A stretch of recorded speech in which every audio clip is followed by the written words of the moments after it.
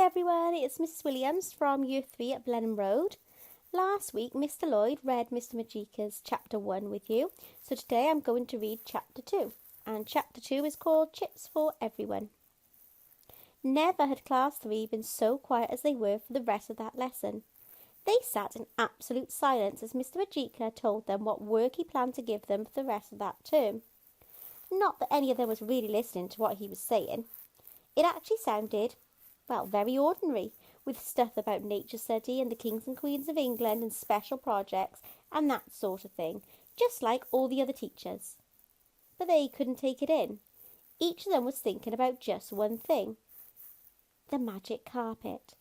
When break came and they were all having milk and biscuits, they whispered about it.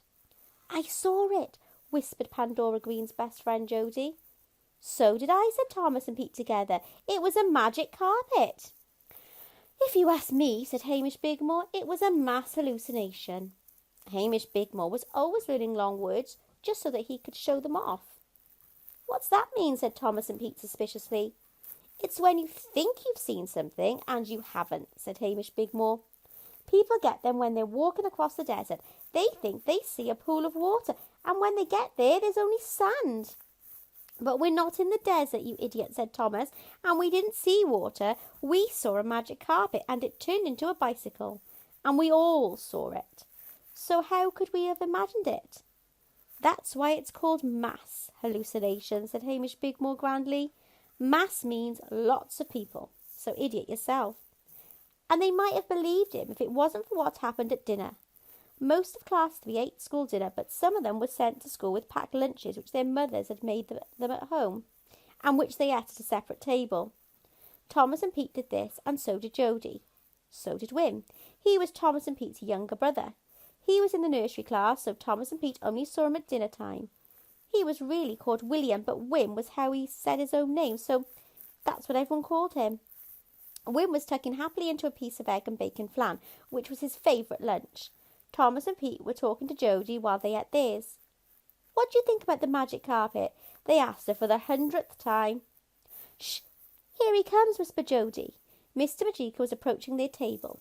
He sat down next to them. "Hello," he said in a friendly manner. "Was there anything you wanted to ask me about the lesson for this term?" Thomas, Pete and Jodie looked at each other. Of course there was something they wanted to ask him. Suddenly there was a wail from Wim. He dropped his egg and bacon flan on the floor. Thomas and Pete looked gloomily at each other. They would have to give Wim some of their own dinner. "My poor chap. Most unfortunate," said Mr. Majeika. He bent down and picked up the mess of egg and bacon flan. We must see what we can do with this," he said to Wim. "Tell me, my young friend, what is your favourite food?" Wim thought for a moment. Then he said, "Chips." "Ah," said Mr. Majeika, shutting his eyes for a moment and pointing at Wim's plate. "Chips," said Wim suddenly. And no wonder, for on his plate, where the broken bits of flan had been, stood a huge pile of steaming hot chips. "Oh," said Thomas, Pete and Jodie. "Would you like some too, my young friend?" said Mr. Majeika. Thomas, Pete and Jodie nodded, and suddenly, out of nowhere, there were piles of chips on their plates too. "Gosh," said Thomas, Pete and Jodie. Suddenly another voice broke in. "What's this? You know we don't allow chips here at dinner time." It was Mr. Potter. He had come up behind Mr. Majeika without anyone noticing. "It's a very strict rule," he said. "Parents may send their children to school with sandwiches or other cold food, but I will not allow boys and girls to go out and buy chips during the dinner hour." "But we didn't buy them," began Thomas. No, interrupted Mr. Majeika quickly. "They certainly didn't buy them. It was I who provided them, not knowing the school rules. It won't happen again." "Well," said Mr. Potter crossly, "please don't let it." He walked off. Mr. Majeika sighed. "Oh dear," he said. "I think I've got a lot to learn in my new job.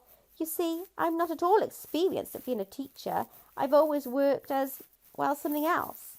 Thomas hesitated for a moment, then plucked up the courage to say, "Do you mean you were a wizard?"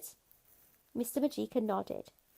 "I might as well admit it," he said. "I worked as one for years, but then I began to get a bit rusty on my spells, and recently there hasn't been much business. People don't believe much in wizards nowadays, so naturally they don't pay them to do some work. So in the end, I just had to get another kind of job. That's why I'm here. And now I really must remember that I am a teacher and not a wizard at all. And you must all help me. You mustn't try to persuade me to do any, he hesitated. Any magic, said Pete. Mr. Majeika nodded. You must let me be an ordinary teacher, he said. Do you promise? They all nodded, but each of them thought it would be very difficult to keep that promise. By 3:15 that day, when afternoon school was nearly at an end, nothing else out of the ordinary had happened in Class 3.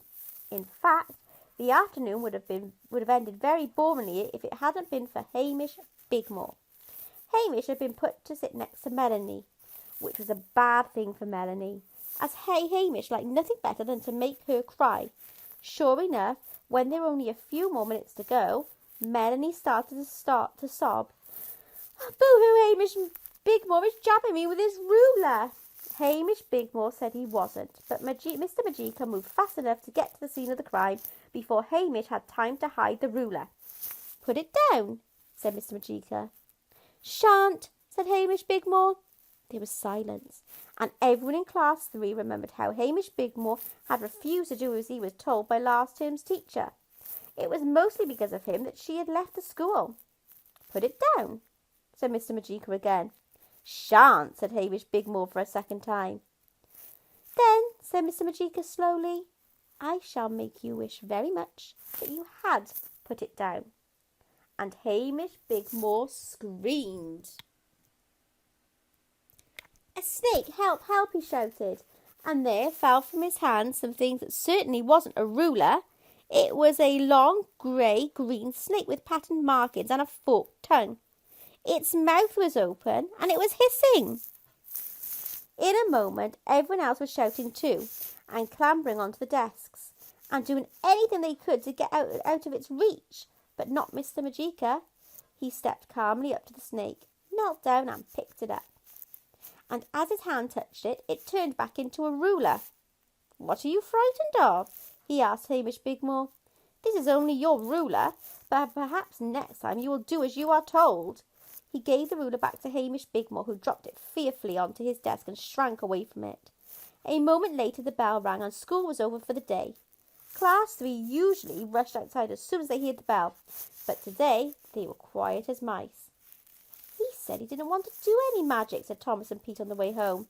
I think he just forgets about that now and then, said Pete. After all, if you've been a wizard for years, it can't be easy stopping overnight. Mr. Majeika, said Thomas thoughtfully to himself. Do you know, I don't think that's his real name. No, said Pete. I think he ought to be called Mr. Magic.